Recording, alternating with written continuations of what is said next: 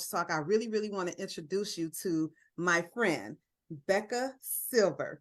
And Becca is a highly energetic and knowledgeable coach and trainer who approaches leadership development with transformational coaching skills and strategies. Becca is a former educator, instructional coach, life coach, and executive coach. She has all the coaching titles under her belt. Becca's professional development programs and customized one-on-one coaching work focuses on fostering teacher buy-in, reducing resistance to change, and increasing teacher retention, which we all know that is the number one issue almost in education today, is the teacher retention rate. She specializes in helping coaches and leaders impact educator mindsets and motivations that are at the source of their effectiveness and resilience. She has had a transformational impact on instructional coaches and school leadership teams nationally and internationally. Last but not least, she has a wonderful podcast that's called The Whole Educator. And if you don't know about it, after this broadcast, I'll post the link so that you all can access it. If you haven't heard of it, it's great information. Or as we say nowadays, she drops gems. So without further ado, Becca, how are you today? I'm good. I'm really good. Thank you for sharing all that. Yeah, gosh, it's so funny being a host of a podcast. It's been a year and a half since I started it, and it only recently have I owned, like, I'm a host of a podcast. It's been this funny thing of my identity. I'm just like, oh yeah, it's this extra thing I do, but I'm like, no, I really like, I'm a host of a podcast. So I appreciate you sharing about that. Effect. I know. Because I get that sometimes when I'm thinking about what I've done, like, oh, wait a minute. Like when my last job, before I became a true instructional coach again, which is what I am now, I was a curriculum leader. And it wasn't until recently that I was like, I was in an administrative role. Like I've been that for like 2.5 years and never fully grasped the concept that I was an administrator, because I love instructional. I love the instructional realm more so than the administrative realm. But that was just like, wait a minute, Melanie, you are, you're an administrator, but I'm back in instruction now and I love it. So let's get down to the real thing. This teacher resistance, concern, challenge, it's a reality. Where do you think it comes from? What's the genesis of it? What's your take on it? So first of all, I am very specific with language, and I actually do not say resistant teachers. Because I don't believe in labeling people something. It's teachers experiencing resistance. And as a matter of fact, teachers not only experience resistance, we all experience resistance within our lives. We resist all sorts of things and people. Some of us resist paying taxes. Some of us resist our mother-in-law. So we resist all sorts of people and all sorts of things in our lives. So one, I just want to neutralize resistance is a human experience. Okay. So we're talking about teachers who are humans experiencing resistance. And really it's around change most of the time. Okay. So you might have a teacher resisting a new administrator that came to the building. It's something new. Most of the time, it's resisting a change in something happening in the building, right? So new curriculum, typically a new way of teaching, right? So it's something new. So really, it's typically resistance to change. And you're so right. You're so right, that resistance to change and change is huge, because change can be many things. In a school, like you mentioned, it could be the new curriculum or the resource. It can be a new administrator. Change could be a change in the school day, just the change in the culture and climate. So change can occur in a lot of different forms. And usually from what I've seen in my experience, that's the number one reason why teachers exhibit resistant behaviors. For It's sure. because of change. Exactly. So you asked, what's the genesis of this? I'm going to tell you what I think it is. We want teachers that are critical thinkers. We are hiring dynamic people. They're not just, direction followers, showing up because they love children. These are humans that have interests and opinions and have to lesson plan, right? We want deep thinkers for teachers, right? So we hire these beautiful teachers that critically think about their children and differentiating for them, right? About planning their whole day of teaching. And then some leader, a school leader, a district leader, someone purchases a new curriculum and says, you are now going to teach reading this way. Magically. Magic. Yeah. Just learn. Listen, we're going to show you how to teach reading this way. Trust us. Right. And some teachers are like, well, okay, well, I've been around for 17 years. I guess this is a new thing. Right. So some do it.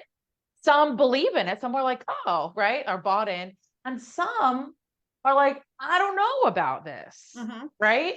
And there's so many different reasons why teachers are motivated, right? There's a motivation behind resisting the change.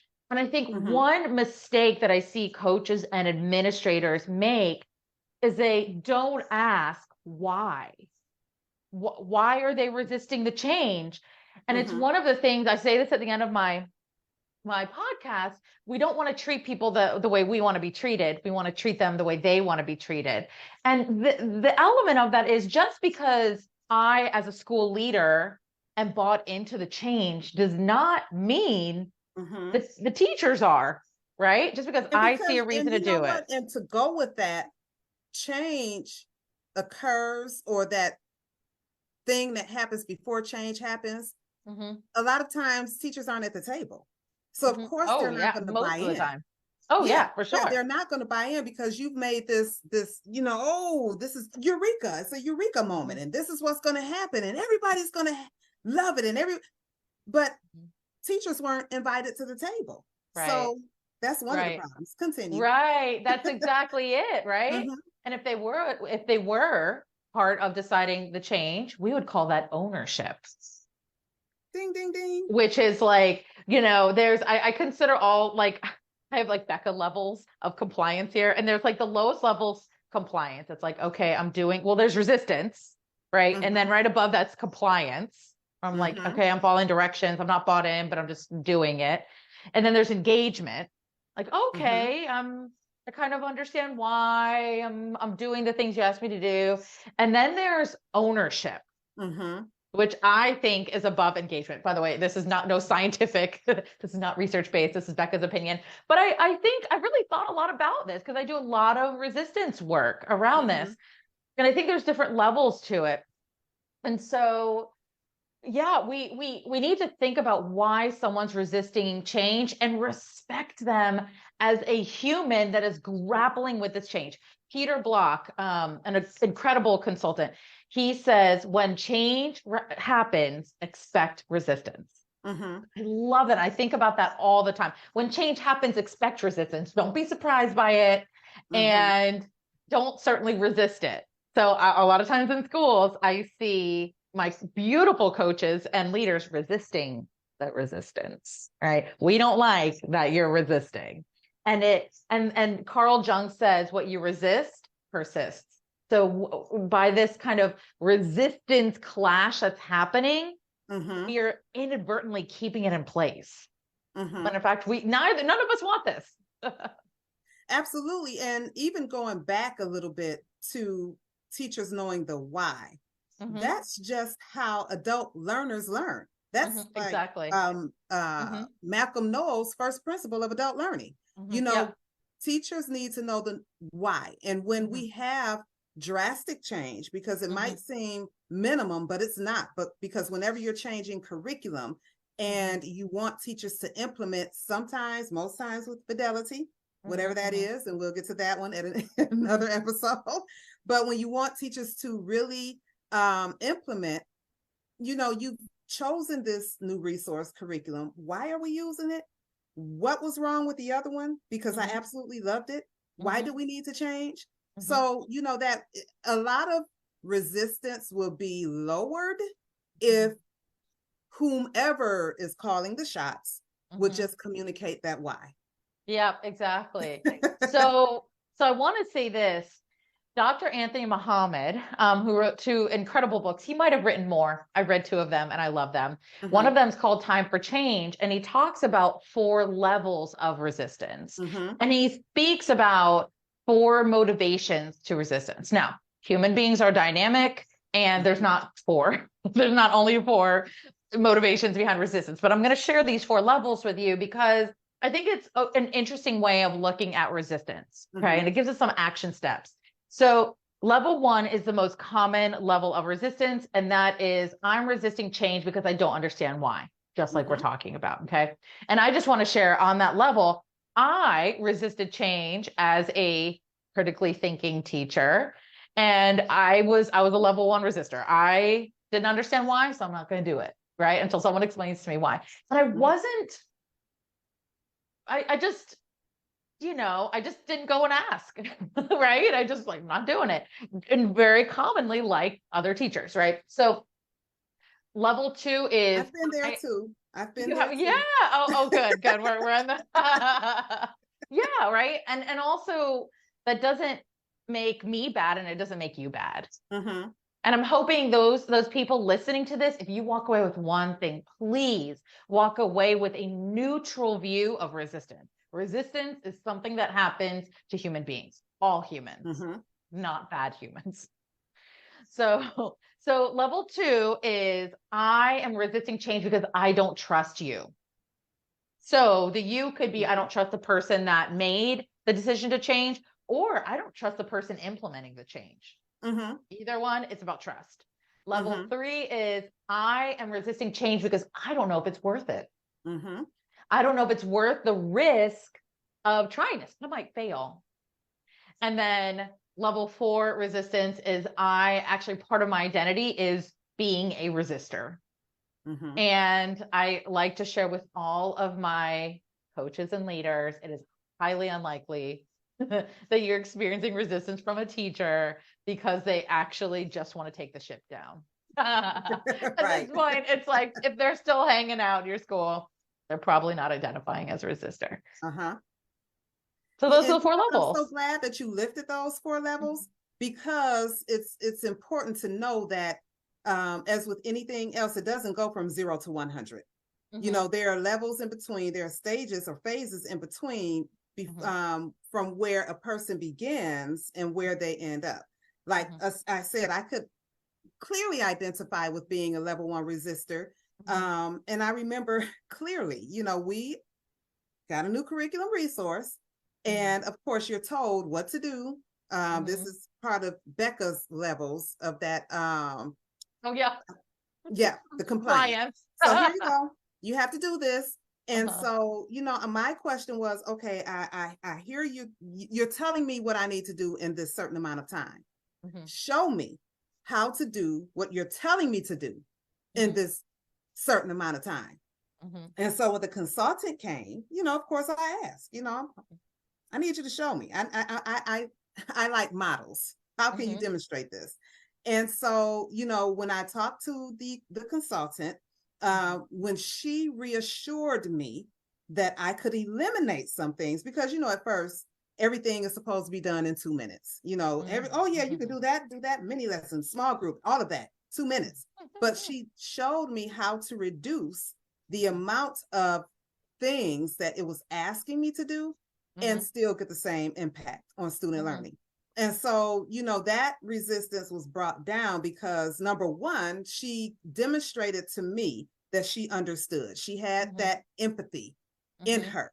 I've been there before. I know how you feel. Let's walk through this. I'll show you how. So that helped me a lot. And which I think empathy is that grand coaching skill I think all coaches need to have in their toolkit. because when you show that you're empathetic and that you've been there and you've experienced something similar, if not the same thing, that kind of eases the resistant behavior. But yeah, that level 1, truly, I can truly identify with that.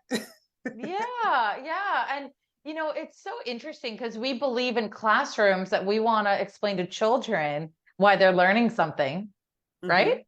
We're like, oh, this is good pedagogy. You show them the real life examples or the relevance of their life. This is part of how we work in classrooms. We have to bring this to the adult learners in our buildings, explaining why. And this is absolutely part of adult learning theory. Yeah. So it's go ahead. No, I was just going to say it's imperative, and this is going to go off on to the wayside on tangent a little bit, but it's really imperative that if I had a magic wand, I would over the district, stop giving teachers things to do and you have not fully described it, you've not fully executed, they have not had the proper training in order to implement it in their classrooms, and you're expecting, for the most part, and I find that it's district leadership that expects immediate implementation with fantastic results. Sometimes we forget about change and how long change takes to occur in an organization. And a few years ago, the word urgency was like, stop it, cut it out. Oh, it's urgent. It's urgent. It's urgent. Leave me be. And so I think that we have to make sure that our teachers are tooled and ready to implement the change. And I know that we're professionals, we have some pedagogy and we have these skills and tools that we can use at our disposal. But at the end of the day, we also have to be fair and flexible with what we expect from our teachers, especially when they're implementing something new. And introducing a new word, right? We use pedagogy in classrooms, and with other adults, we use andragogy. That's right. Which is adult learning, right? That is, so I learned that in my master's program years ago. Andragogy, but it's true, right? Adult learning is different, right? So all of you coaches listening, right? I'm sure you are a fantastic teacher of children, right? And working with adults, I'm sure is different, right? And there's just like a whole look up adult learning theory if you haven't. Please get yourself, really grounded in what adults bring. And one of the most important things, Malcolm Knowles, who's like kind of the father of andragogy, he says, like, we want to honor adults, like the background knowledge that adults bring too, right? And it, again, this like compliance culture where we're like, I told you to do something, follow my directions, right? With adults, it totally dismisses that the human beings we call teachers come with background experience, right? With opinions, with added value, right? With all of this stuff, we're dynamic humans. And so, right, to be like, I told you to do it, I'm going to teach you to do, I'm going to tell you what to do. I may tell you how to do it. But if I skip over why, I'm literally stepping over someone's humanity. And I want to say, yeah, yeah, right. And it's yeah. Okay. So I want to say this too. Oh no, I lost my train of thought. This is really important. When we are explaining why a change is happening, it actually doesn't matter if you have shared why it's happening. It only matters if they hear and understand why it's happening. Those are different. Just because I shared does not mean they understand. And so when I work with district leaders and they're like, I told the principals why, right? And the principals aren't bought in. Well, you got to tell them again and again and again and again in all the different ways until people can hear it. I don't know why as adults we tend to forget that, because as educators we do that. We have to repeat directions several times. Oh in yeah. several different ways. And so I don't know where this tell them once and they've absorbed, understood, processed it, comprehend. I don't know where that comes from. Like, and that's also a part of adult learning. It's also a part of that andragogy where you have to, and that takes me back to, and here I am again, that takes me back to a training I had years ago with Carolyn McCanders called Making Presentations Transformational.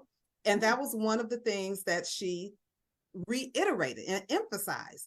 You know, you're going, whenever you give your participants in whatever setting you're in, if it's a staff meeting, if it's a presentation workshop, you make sure you give directions at least twice. At a minimum twice. And so ever since then, and that has been years ago, I cringe when I'm at a workshop or some form of learning opportunity and the presenter only gives directions once. And then it's not on the screen. So I'm like, oh, what's going on here? This is not best practices in presenting. But yeah, but like you said, you know, the district leaders have to keep emphasizing, re-emphasizing the importance and the why to the district or the building leadership so that we can get as much. I don't know if it's even ownership from teachers at this point. I think it's still at that buy-in level, but I think teachers need more of that ownership opportunity in order to bring these things to fruition, those visions that schools and districts create. You know, if we want people to buy into the vision, how about co-creating the vision with the teachers? How about co-creating the mission? And then that's where you'll get ownership and you'll see everything trickle from, and I don't want to say trickle down like you're going to get some, but you'll see a widespread occurrence of acceptance, motivation, higher morale, because people have had a chance to co-create these things. I think that would be an ideal situation. And, you know, the folks listening, right? Like, it either is happening in your district or isn't, whether teachers are allowed to co-create. And our coaches, I would love you to be able to co-create, and it may not be the reality for you, right? And I want to say this, I want to point out something that you just said and you kind of fixed a little bit, and I thought it's interesting. Language says a lot about our reality. And you said we could co-create and then it could trickle down, and you said wait, it wouldn't be trickle down. Right? When we say it would trickle down, that presence is the hierarchy, right? And that there is a top-down approach and someone at the top makes a decision and we all have to follow their directions, right? So paying attention to our language, the language of engagement versus compliance. I should create something. Oh man, wouldn't that be great? One, right? There yeah, that's a good one. Yeah, there's a new something for you. Yeah, like even notice, right? When I talk about coaching my teachers, am I using language of engagement or compliance? Right. There is a resource that I acquired many, many years ago, and I still reference it. It's back here on my shelf by Just Ask Publications. And it's a binder. Where's the binder? But it's it's a binder. That's how long ago it was. It's not bound. It's a binder. But in it there's a one-sheeter that says, what is it? Use your words wisely or something. And there's a list of words that that'll show you that, no, you really don't want to use this because it kind of has a negative connotation, or, you know, use these words instead. And I think that language piece is a great, that's a huge deal. It's a huge deal because, like you started this broadcast saying, you know, we don't have resistant teachers, you know, and that's the same that I try to convey to teachers when we're talking about digging into data, navigating data, looking at those scores. Oh, these students are intensive. No, they're not. Those are students with intensive needs. So their instruction has to be more intense than the regular instruction. And so that language piece makes a huge difference. It does. It does. And I want to say this, right? We're talking about external language. And I think sometimes sentence starters can help launch us into shifting our external language, but we also need to pay attention to our internal language. What are we saying to ourselves? Because it does not matter what you learn to say if you have different internal language, it will come out as inauthentic and people will know. They'll pick up on it. Yeah. In a heartbeat. So yeah. So I want to say this, a form of our own resistance. I'm going to shift to our own resistance as coaches and leaders. A version of that in our head can be the shoulds. So I call them the shoulds. Okay. When we think they should be a certain way or do a certain thing, or they shouldn't be a certain way or do a certain thing. And that everyone has the shoulds. We're shoulding everywhere and making a mess. We all are doing it. We all do it. I have shoulds. You have shoulds. Those of you listening, you have shoulds. Okay. So don't ask yourself, do I have shoulds? I do. You do. Okay. So what I really recommend is listen to your shoulds. Just hear, notice, oh, I had a should about her. Okay. And that is a form of our resistance to people. And so I wanted to say that because I want to go back to what Carl Jung said, what you resist persists. When we resist something that teachers are doing, it puts something in the space. It's like inauthentic. So I'm showing up, I'm like, hey, I'm excited to see your lesson today. And in my head, I'm like, they should have done this last week. I can't believe that I'm right. And it people know, people can feel it, right? So to really get the humanity of people, right? I'm a human and my behaviors are motivated by things, right? And that's so true. But look at it this way. Well, let me ask you this question.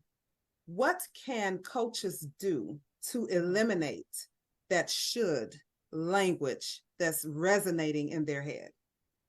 Yeah. So should is judging. So judging mindset and learner mindset. I'm going to do a little teaching right now. Okay. Similar to growth and fixed mindset, but a little different. Okay. So judging mindset, we're all judging machines. We all are judging lots of things around us. Again, it's something we do as humans.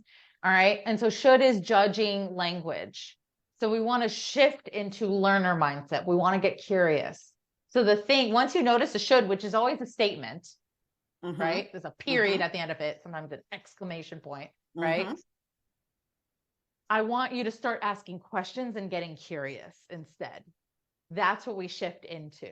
Start asking questions. There's no magical statement that you shift into, okay? Because if I gave you a statement, it could become toxic positivity, right? So it could be like, it is what it is, right? This too shall pass. No, we're not doing that. We're not covering this up.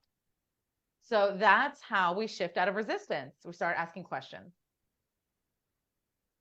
That toxic positivity. I like that. Because that wraps, it sums it up nicely. It's almost in the same vein as passive aggressive. And we have to make sure we're not there. You hit exactly what I wanted you to hit. Looking at that positive, looking at that mindset and looking at being judgmental. Because when, as you said, when you put that should in front of your sentences with a hard stop, with that period or exclamation mark, what does it say about us as coaches? You know, and we really do have to do that work because sometimes it's work. Being a coach, well, being anything, it takes practice and it takes a lot of work. And so we need to do the work in order to remain in a neutral stance and to have a positive mindset with positive presuppositions. That was one of the words I learned a long time ago when I first became a coach. Had no clue of what it was until later on in my coaching career. I'm like, oh, okay. I mean, I had a clue, but I didn't think it was really imperative. I have to admit, I didn't think it was very important. But you know, when I'm driving every day to work and I have racers racing past me, everybody is in a speed car. And so I just say, well, you know, maybe they have an emergency or, you know, maybe they're, you know, running behind. And for me not to pass judgment on what is he doing? He's speeding or she's going too fast. So just having that mind shift, not only does it helps you as a coach, but it lowers your blood pressure. Right. And I want to comment on what you said, right? You said maybe this, maybe that. And I actually want to up level it just a little bit. And even, instead of, we could guess, right? We don't actually know. But even just like, I wonder why they're going so fast. Yes. Like, it's okay not to know all the answers. It really is. Just staying in the question can be enough for us to have the answers arise, for us to hear the answers. The interesting thing is when we have our shoulds and we are having a judgment, which is a normal, natural human experience, right? I'm not like only you certain judgmental people, but not you others. Everyone judges, right? What it does to us, and you and I had a fantastic podcast episode where you're on my podcast, right? About listening. Here's the thing. Becca's opinion is that the most important skill of a coach is listening. And Melanie is seconding that opinion. So 2 opinions make a positive. So yes. So it's truth now. So it's listening, right? And if what we want to do is become excellent at listening, that does not mean I'm capable of like sitting while you talk. This is a skill that is learned and practiced. And I, to this day, am ongoingly enhancing it. Like this is a practice. I'm sure you are too. All the time. But here's the funny thing, Becca.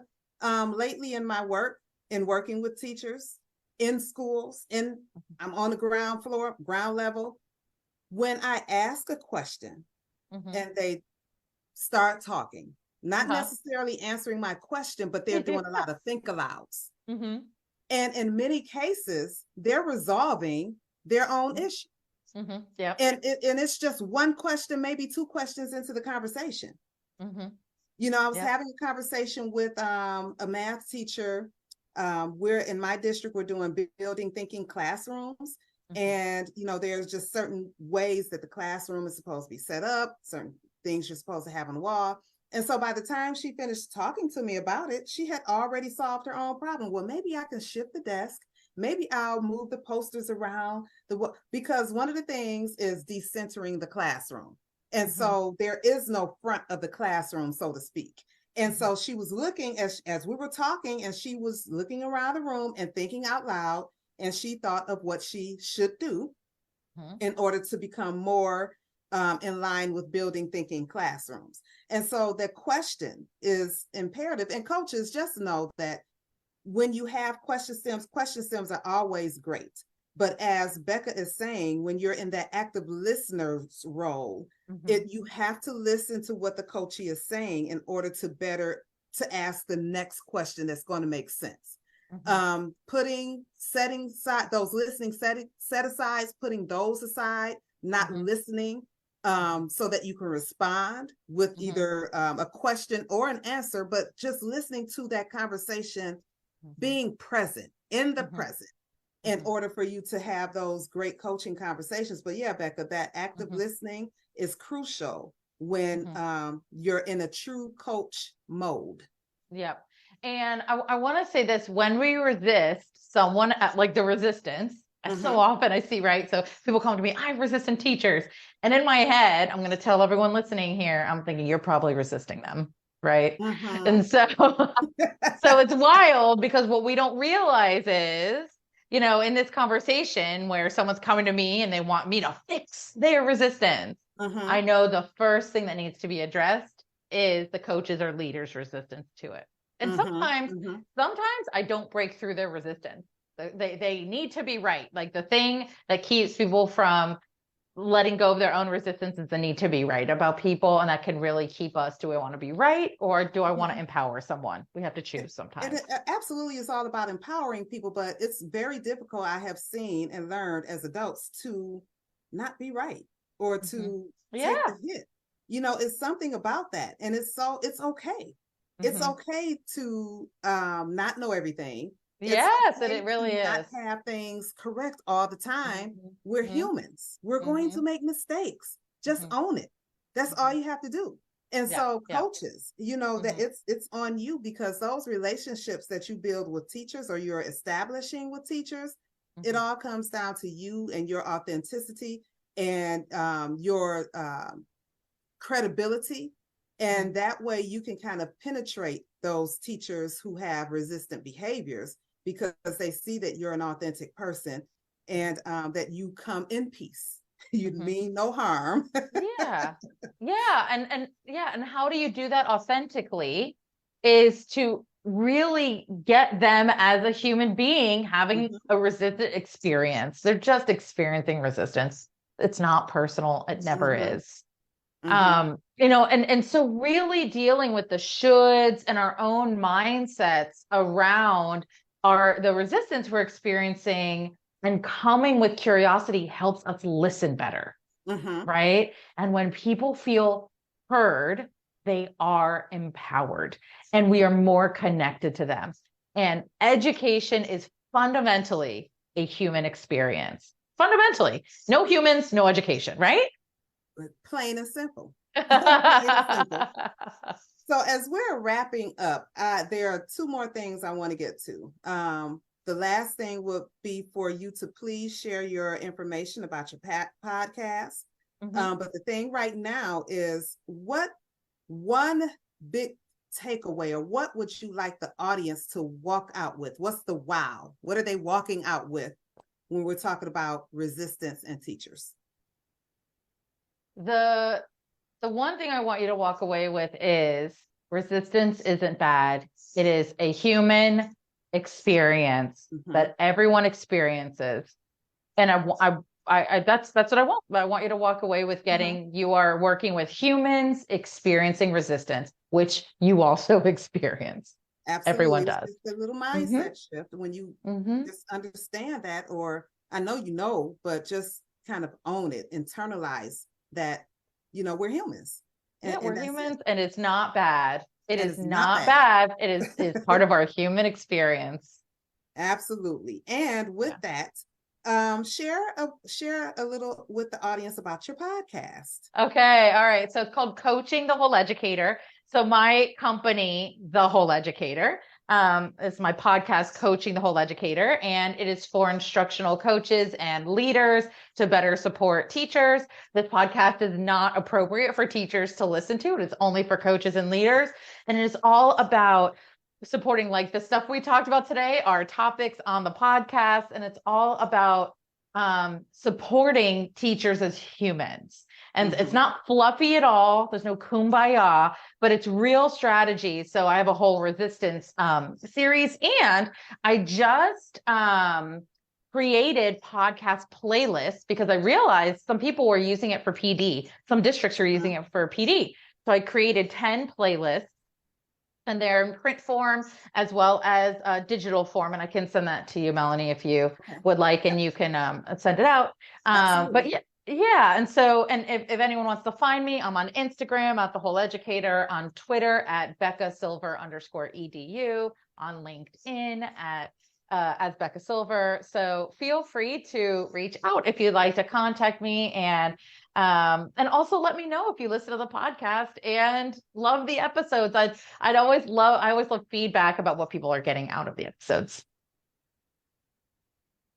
Thank you, Becca. I'm so happy that you agreed to join me this evening. I just love the work that you do. I am a fan and a follower, audience members.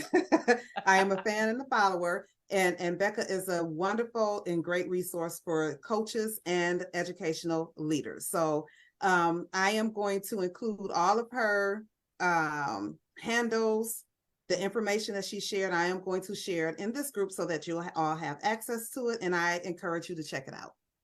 So Becca, thanks again for joining us, and you'll be seeing Becca again, I assure you. So thank you, Becca. Thank you, audience. Yes. And you can catch the replay if you've missed it this evening. Thank you for having me. See you later, everyone.